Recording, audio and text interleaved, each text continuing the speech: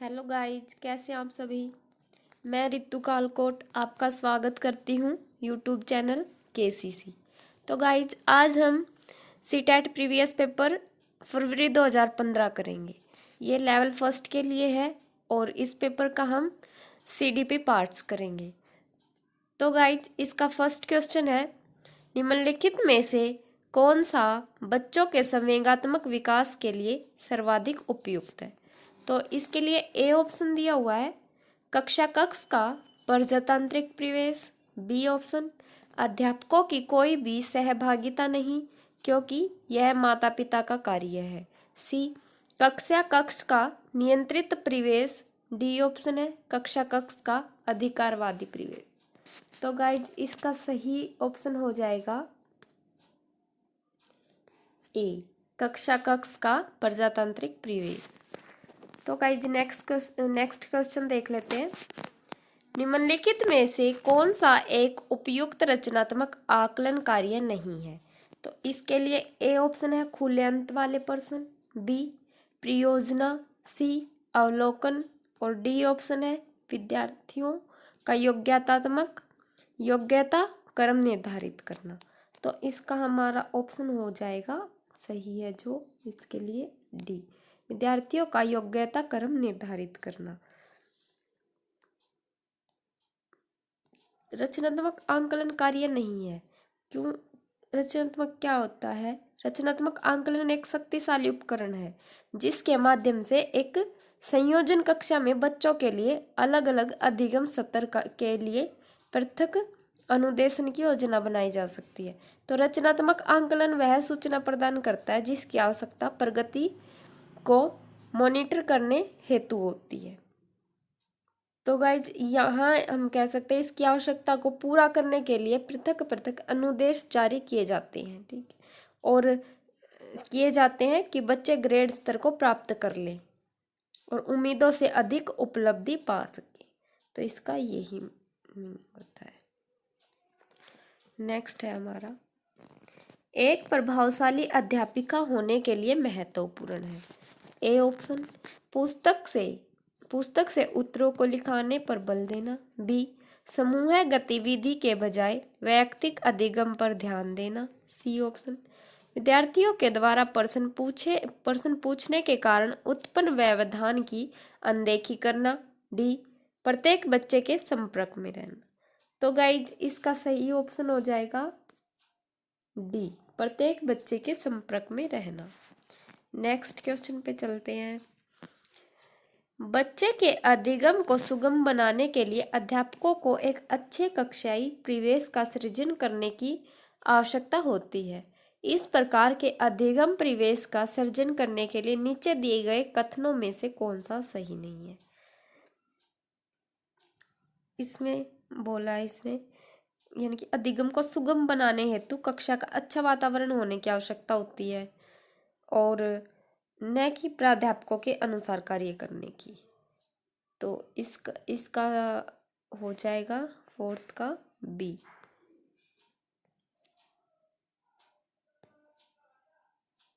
मतलब जो अधिगम होता है उसको सुगम बनाने के लिए कक्षा का अच्छा वातावरण होने की आवश्यकता होती है, न कि अध्यापकों के अनुसार कार्य करने की। नेक्स्ट क्वेश्चन है गाइज हमारा,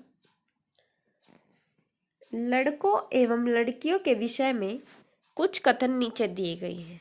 ए ऑप्शन जो इनमें से हमने सही बताना, ए ऑप्शन लड़कों को घर के बाहर के कामों में सहायता करनी चाहिए और बी है इसका ऑप्शन लड़कों को घर के कामों में सहायता करनी चाहिए, सी सभी लड़कों को विज्ञान तथा लड़कियों को गृह विज्ञान पढ़ाया जाना चाहिए, डी ऑप्शन लड़कियों को घर के कामों में सहायता करनी चाहिए। तो गाइज इसका हमारा हो जाएगा फिफ्थ का हो जाएगा बी लड़कों को घर के कामों में सहायता करनी चाहिए। नेक्स्ट क्वेश्चन,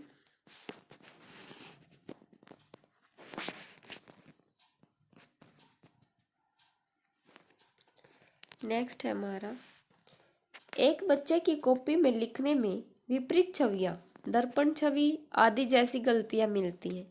इस प्रकार का बच्चा लक्षण प्रदर्शित कर रहा है। तो कौन से लक्षण प्रदर्शित हो रहे हैं उसमें? ए ऑप्शन, अधिगम सुविधा, अधिगम में असुविधा के, बी अधिगम में असक्तता के, सी अधिगम में कठिनाई के, डी अधिगम में समस्या के। तो इसके लिए सही ऑप्शन होगा बी, अधिगम में असक्तता के। नेक्स्ट, शिक्षार्थियों के ज्ञान अर्जन में सहायता करने के क्रम में अध्यापकों को किस पर ध्यान केंद्रित करना चाहिए? तो ए ऑप्शन है, सुनिश्चित करना कि शिक्षार्थी सब कुछ याद करते हैं। बी, शिक्षार्थी के द्वारा प्राप्त किए गए अंकों या ग्रेडों पर। सी, शिक्षार्थी को सक्रिय सहभागिता के लिए शामिल करना। डी, शिक्षार्थी के द्वारा अधिगम की अवधारणाओं में कुशलता प्राप्त करना। तो इसके लिए सही ऑप्शन होगा हमारा सी, शिक्षार्थी को सक्रिय सहभागिता के लिए शामिल करना।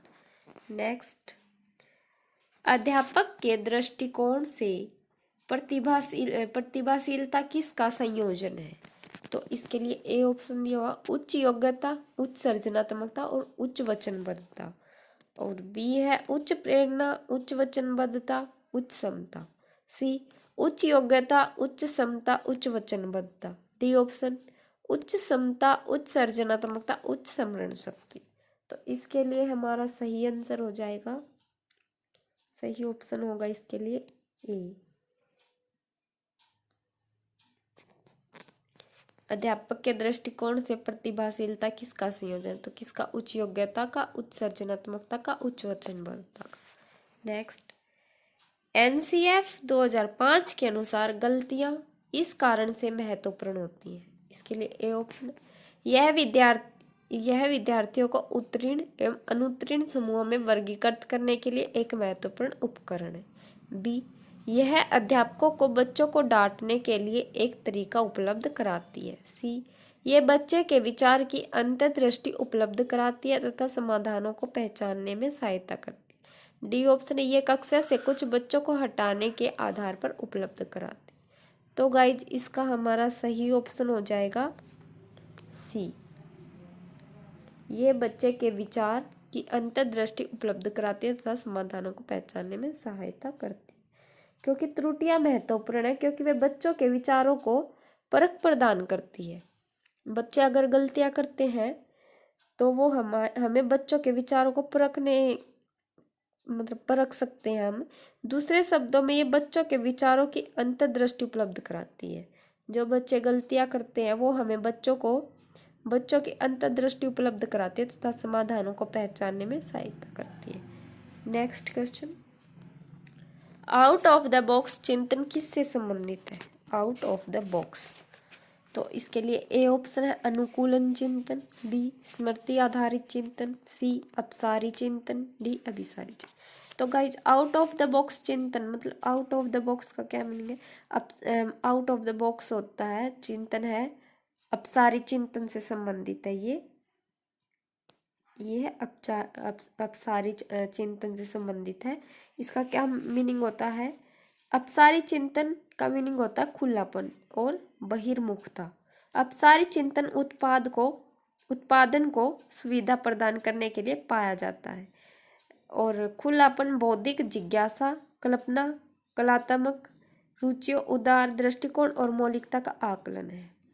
और जो खुलापन और अलग सोच के बीच उच्च सहसंबंध रचनात्मक के एक ही पहलुओं को मापने के दो अलग अलग तरीकों का सूचक होता है। और जो है ये बॉक्स के मतलब खुलापन बॉक्स के बाहर, आउट ऑफ द बॉक्स, यानी कि सोचने के लिए किसी के प्रदर्शन का एक आत्म प्रतिवेदन है। अपसारी चिंतन परीक्षण इस तरह के निष्पादन आधारित माप का प्रतिनिधित्व करता है।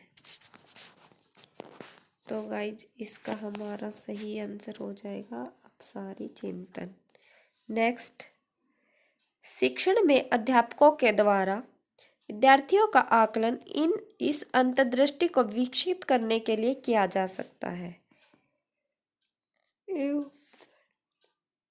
ए ऑप्शन है उन विद्यार्थियों की पहचान करना जिन्हें उच्चतर कक्षा में प्रोन्नत करना है। बी, उन विद्यार्थियों को प्रोन्नत न करना जो विद्यालय के स्तर के अनुकूल नहीं है।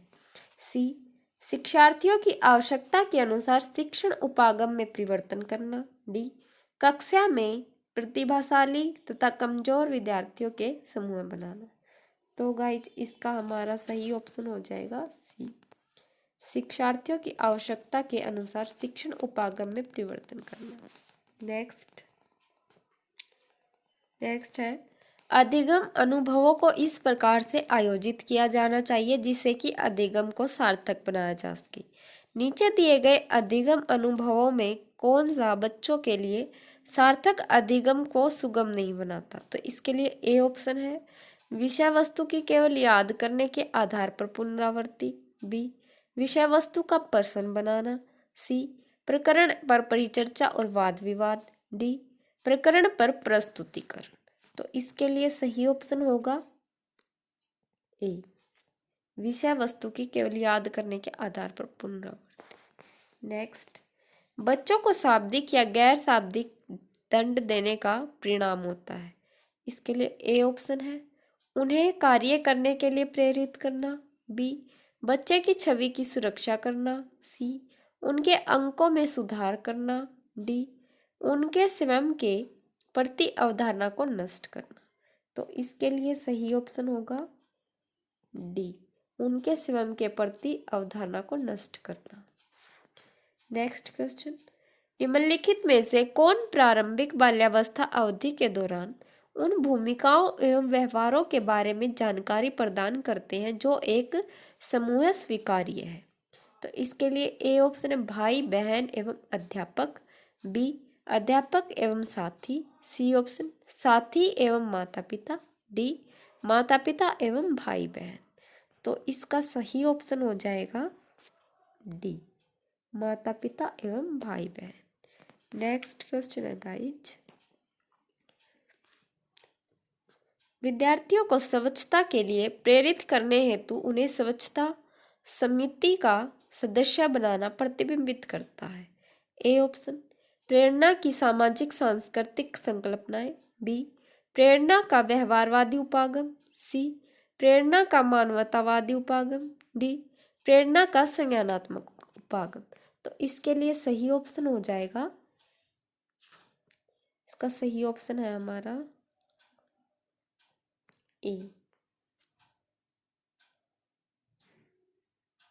प्रेरणा की सामाजिक सांस्कृतिक संकल्पना। नेक्स्ट क्वेश्चन है, निम्नलिखित में से कौन सा आयु समूह प्रवृत्ति बाल्यावस्था श्रेणी के अंतर्गत आता है? ए ऑप्शन, 11 से 18 वर्ष। बी, 18 से 24 वर्ष। जन्म से 6 वर्ष। डी ऑप्शन, 6 से 11 वर्ष। तो गाइज इसका हमारा सही आंसर होगा, इसका हमारा सही होगा डी, 6 से 11 वर्ष। नेक्स्ट क्वेश्चन, नेक्स्ट है हमारा, आजरव तर्क देता है कि भाषा विकास व्यक्ति की नैसर्गिक प्रवृत्ति से प्रभावित होता है, जबकि सोनाली महसूस करती है कि यह परिवेश से प्रभावित होता है। आजरव और सोनाली के बीच यह चर्चा किस विषय में है? ए ऑप्शन, चुनौतीपूर्ण तथा संवेदनशील भावना। बी, स्थिरता तथा अस्थिरता पर बहस। सी, सतत तथा असतत अधिगम। डी, प्रकृति तथा पालन पोषण वाद विवाद।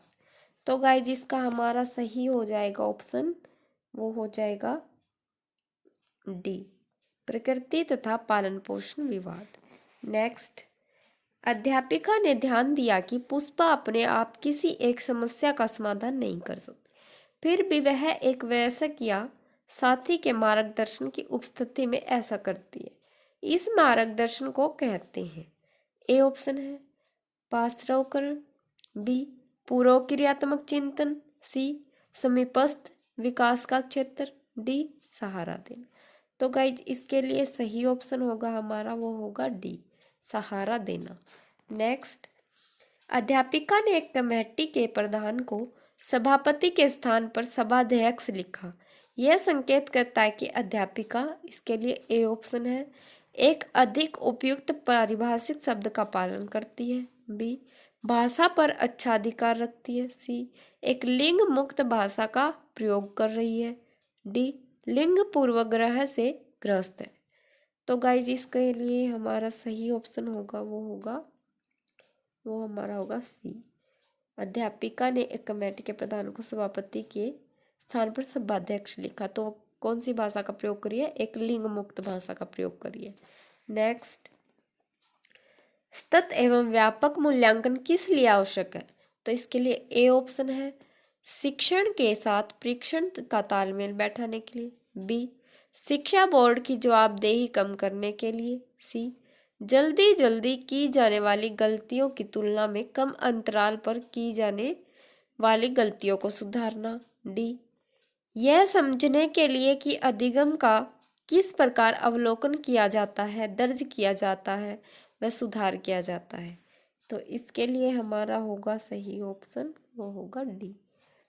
सतत एवं व्यापक मूल्यांकन किस लिए आवश्यक है?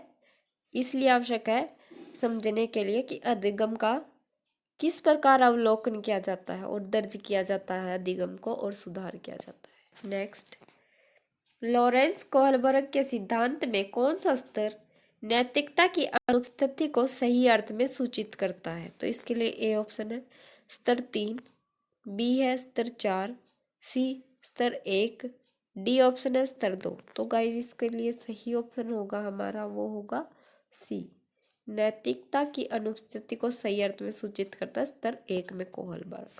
नेक्स्ट क्वेश्चन है, निम्नलिखित में से कौन सा बच्चों के समाजीकरण के प्रगतिशील मॉडल के संदर्भ में सही नहीं है?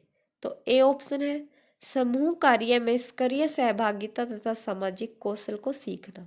बी, बच्चे विद्यालय में बताई गई बातों को स्वीकार करते हैं चाहे उनकी सामाजिक पृष्ठभूमि कुछ भी हो। सी, कक्षा में प्रजातंत्र के लिए स्थान होना चाहिए। डी, समाजीकरण सामाजिक नियमों का अधिग्रहण है। तो इसके लिए सही ऑप्शन होगा वो होगा बी, बच्चे विद्यालय में बताई गई बातों को स्वीकार करते चाहे उनकी सामाजिक पृष्ठभूमि कुछ भी हो। नेक्स्ट है, अधिगम में आंकलन किस लिए आवश्यक होता है?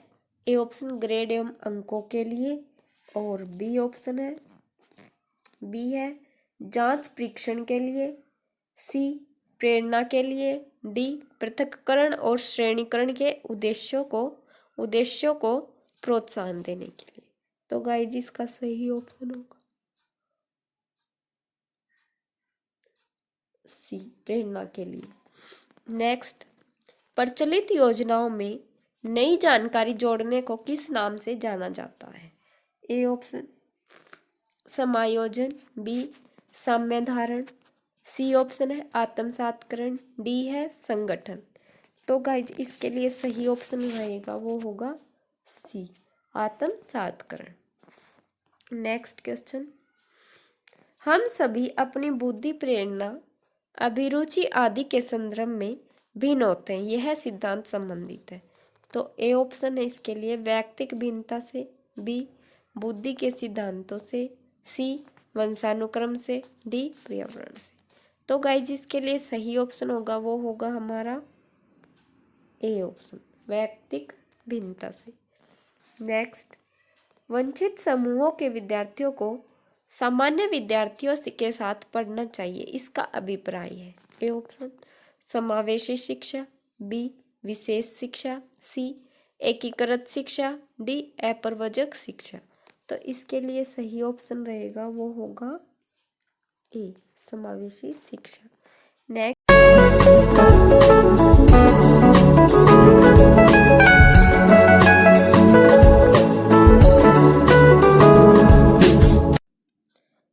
नेक्स्ट क्वेश्चन है, कोई भी नाराज हो सकता है, यह आसान है, परंतु एक सही व्यक्ति के ऊपर सही मात्रा में, सही समय पर, सही उद्देश्य के लिए तथा सही तरीके से नाराज होना आसान नहीं है, यह संबंधित है। ए ऑप्शन है विकास, संवेगात्मक विकास से, बी ऑप्शन है सामाजिक विकास से, सी ऑप्शन है संज्ञानात्मक विकास से, डी ऑप्शन है शारीरिक विकास से। तो गाइज इसके लिए हमारा सही आंसर होगा वो होगा हमारा संवेगात्मक विकास से। नेक्स्ट क्वेश्चन, विकृत लिखावट से संबंधित लिखने की योग्यता में कमी किसका एक लक्षण है? ए ऑप्शन है dysgraphia, B dyspraxia, C dyscalculia, D dyslexia. तो इसके लिए सही ऑप्शन रहेगा इसके लिए रहेगा A option C dysgraphia. Next question है, पियाजे के सिद्धांत के अनुसार निम्नलिखित में से कौन सा व्यक्ति के संज्ञानात्मक विकास को प्रभावित नहीं करेगा? ए ऑप्शन भाषा, बी सामाजिक अनुभव, सी परिपक्वन, डी ऑप्शन है क्रियाकलाप। तो इसके लिए कौन सा ऑप्शन सही रहेगा? वो है बी सामाजिक अनुभव। नेक्स्ट, इनमें से कौन सा त्रितंत्रीय सिद्धांत में व्यवहारिक बुद्धि का अभिप्राय नहीं है? ए ऑप्शन पर्यावरण का पुनर्निर्माण करना, बी केवल अपने विषय में व्यवहारिक रूप से विचार करना, सी इस प्रकार के पर्यावरण का चयन करना जिसमें आप सफल हो सकते हैं, डी ऑप्शन पर्यावरण के साथ अनुकूलन करना। तो गाइज इसके लिए सही होगा हमारा ऑप्शन, वो रहेगा इसमें बी केवल अपने विषय में व्यवहारिक रूप से विचार करना। तो गाइज आज के लिए इतना ही, और हम नेक्स्ट पेपर करेंगे नेक्स्ट डे। तो गाइज चैनल को लाइक, शेयर और सब्सक्राइब और कमेंट जरूर करते रहना। Thank you guys.